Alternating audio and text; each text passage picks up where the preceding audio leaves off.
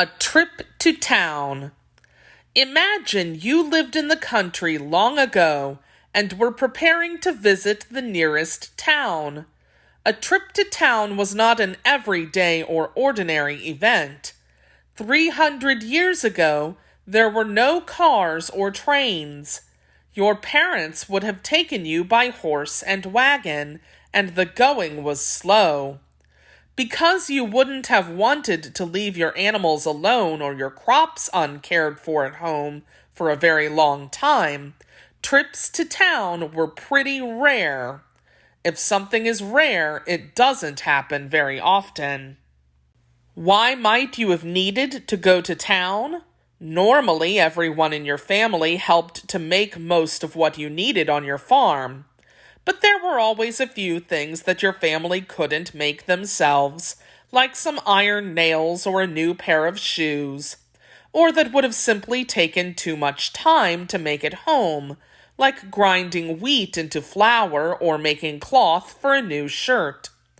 Fortunately, there were different kinds of tradespeople in town who were specialists or experts at many of these jobs that couldn't have been done at home or that took too long. How would you have paid these tradespeople for the things you needed? Farmers usually brought a load of goods to sell. People in colonial times did not use money as often as we do today. Or he might have bartered or exchanged some eggs or butter for the cloth you needed to make new clothes.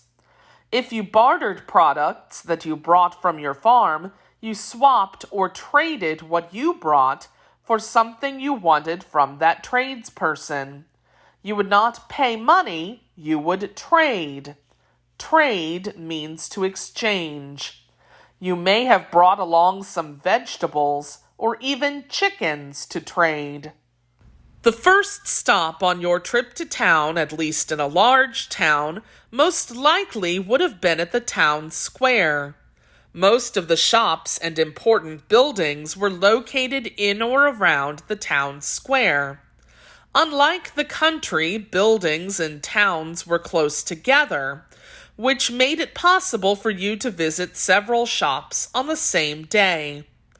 The town square was the place where the mayor and other town leaders made speeches or important announcements. The town square was also where townspeople met to talk and gossip with their friends. This was how people learned the latest news. From the town square, you probably headed to the nearby trading post or general store. This was where farmers could buy, sell, or trade all kinds of things. At the trading post or general store, you might have traded the vegetables, grains, or dairy products you brought with you for tools, cloth, or supplies that you needed. If you were visiting a typical town in colonial days, here is where your trip to town would end. Most smaller towns had only one general store, a place where farmers could trade their crops to get basic tools and supplies they could not make at home. However, let us imagine that you were visiting a very large town where you could see and do much more.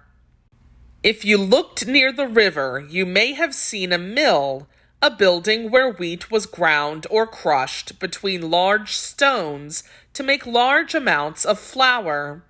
Mills were almost always on the river because flowing water was needed to turn the huge water wheel that made the large flat stones inside turn and grind the wheat.